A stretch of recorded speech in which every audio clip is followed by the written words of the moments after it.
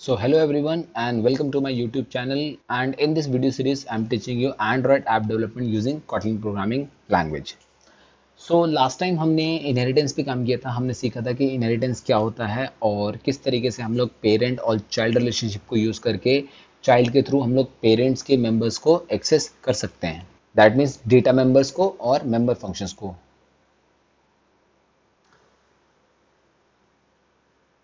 उसी वीडियो में आगे बढ़ते हैं। अगला कॉन्सेप्ट जो हम करने वाले हैं वो है ओवरराइड इन कॉटलिन।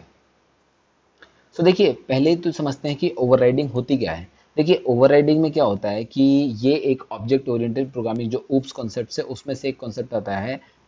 ओवरराइड में क्या होता है, ओवरराइड में हम लोग सेम नेम और सेम पैरामीटर से पेरेंट और चाइल्ड दोनों में सेम फंक्शन बनाते हैं।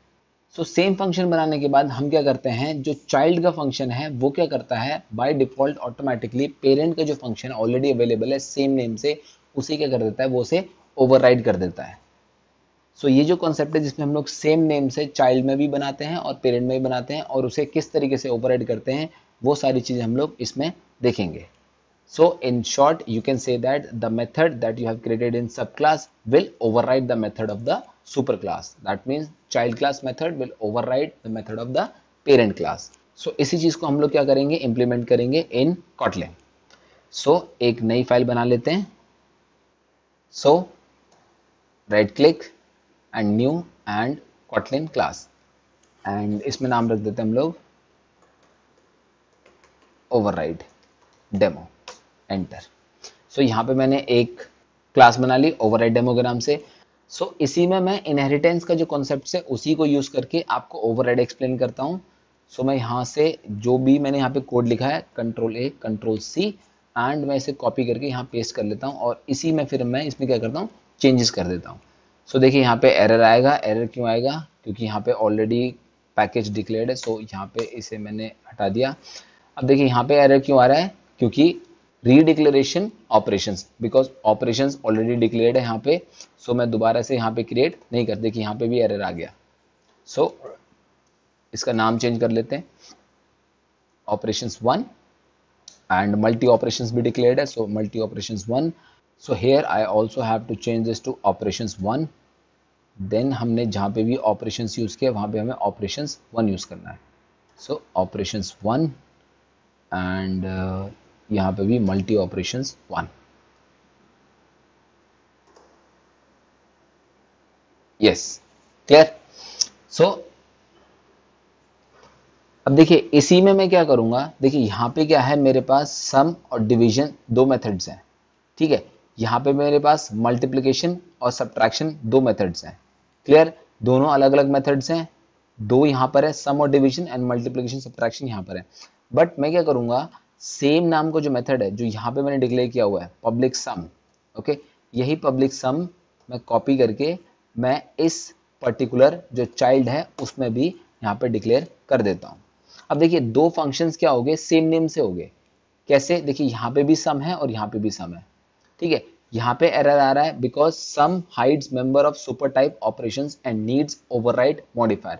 That means it is clearly saying that आपको यहाँ पे ओवरराइड यूज करना पड़ेगा अगर आप सेम नाम का मेथड पेरेंट में भी बनाते हैं और चाइल्ड में भी बनाते हैं। सबसे पहले मुझे क्या करना पड़ेगा, यहाँ पर जो मैंने फंक्शन डिक्लेयर किया सम नाम का, इसे मुझे क्या करना पड़ेगा, ओपन करना पड़ेगा। क्यों ओपन करना पड़ेगा, क्योंकि बाय डिफॉल्ट ये क्या होता है, फाइनल होता है। ओपन, मैंने यहाँ पे इसे ओपन कर दिया। ओपन करने के बाद जो मैंने चाइल्ड में फंक्शन बनाया है सेम नाम का, उसमें उसे क्या करना पड़ेगा, जो एरर आ रहा है वो ये कह रहा है कि आपको ओवरराइड करना पड़ेगा। देखिए यहाँ पे कह रहा है एंड नीड्स टू, एक सेकेंड, देखिए एंड नीड्स ओवरराइड मॉडिफायर। यहाँ पर मुझे क्या करना पड़ेगा, इसे ओवरराइड करना पड़ेगा। ओवरराइड करने के लिए मैं यहाँ पे कीवर्ड यूज करता हूँ ओवरराइड। देखिए यहाँ पे एरर जो है वो हट गया एंड यहाँ पर मैं सपोज n1 प्लस n2 और मैं n2 को मल्टीप्लाई कर देता हूँ। लेट्स सपोज मैं मल्टीप्लाई करता हूँ इसको 10 से, क्लियर। मैंने यहाँ पे क्या कर दिया, कोड चेंज कर दिया थोड़ा सा, क्योंकि जो आउटपुट आएगा फिर आउटपुट से हमें चीजें क्लियर हो जाएंगी, ठीक है। हुआ क्या है, सेम नाम का मेथड मैंने पेरेंट में भी बनाया है और सेम चाइल्ड में भी बनाया है। देखिए जब यहाँ पर हम लोग इसे रन करेंगे तो देखिए पहले क्या हुआ है, यहाँ पे स्टार्टिंग में मैंने ऑपरेशन दैट मीन्स पेरेंट नाम से मेथड्स को कॉल किया है। सो ऑब्वियसली पेरेंट से अगर मैं ऑब्जेक्ट बनाऊंगा और पेरेंट से ऑब्जेक्ट बना के अगर मैं कॉल करूंगा, सो जो भी इसमें मेरे पास फंक्शंस बने हुए हैं वही कॉल होंगे। सो यहाँ पे सबसे पहले मैंने क्या किया, ऑपरेशंस का ऑब्जेक्ट बनाया ओपी। सो ओपी से मैंने सम को कॉल किया और सेम ओपी से मैंने डिवीजन को कॉल किया। फिर मैंने प्रिंट कर दिया ओपी से माई नेम। सो ये बाकी चीजें जो प्री डिफाइंड है वो तो सब सेम है। अब देखिए सेकंड में मैंने क्या किया, मल्टी ऑपरेशंस का ऑब्जेक्ट बनाया, दैट इज OP2। फिर OP2 से मैंने क्या किया, सम को कॉल किया, देन प्रिंट किया सम को, देन डिवीजन को कॉल किया, then multiplication, then subtraction.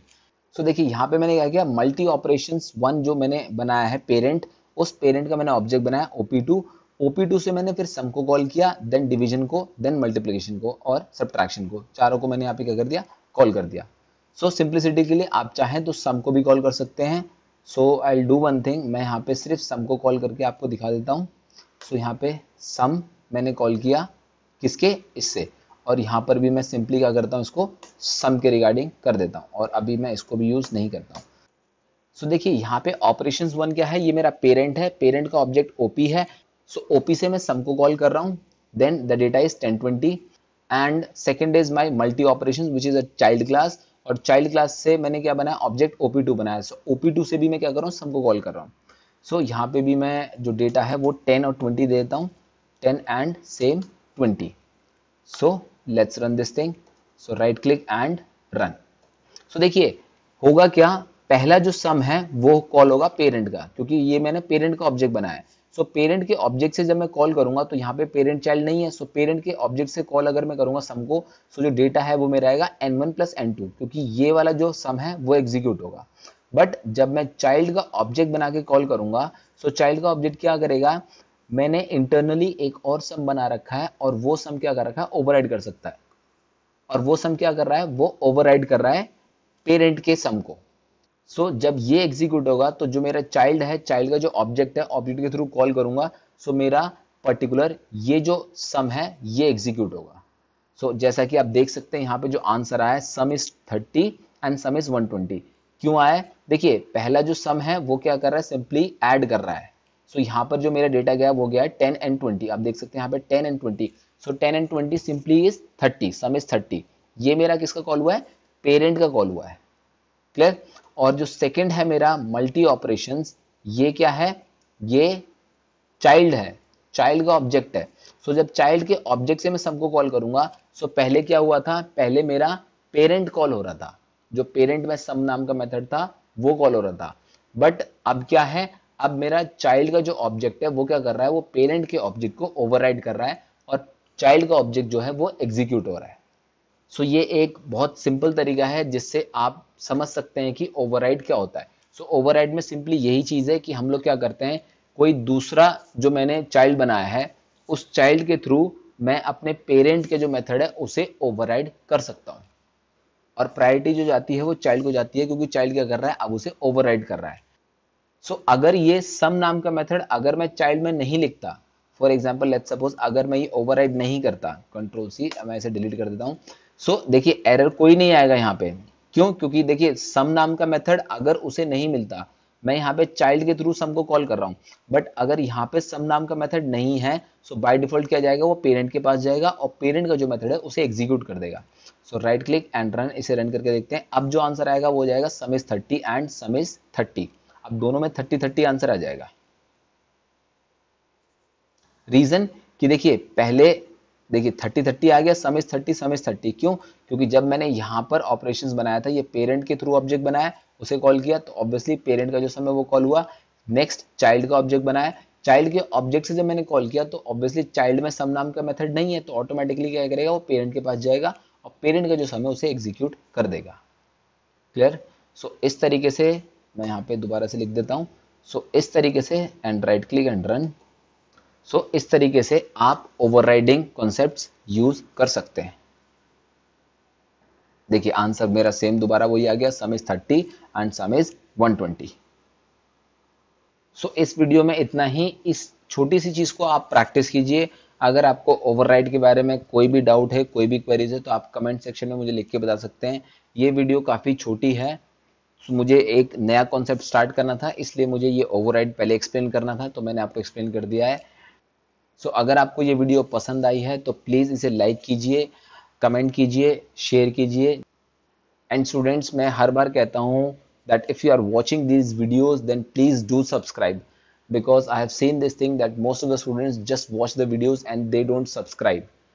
And please hit the like button. So अगर आप ये चीज़ करेंगे तो इससे मेरी भी हेल्प होगी and I will be motivated and I'll constantly keep on making videos like this. And I'll keep on constantly making videos like this. So please hit the like button, please do subscribe the channel, and if you have any doubts and any queries, please do revert me in the comment box. तो चलिए मिलते हैं अगली video में, तब तक के लिए keep home, keep safe, keep smiling and yes keep coding. Thank you so much.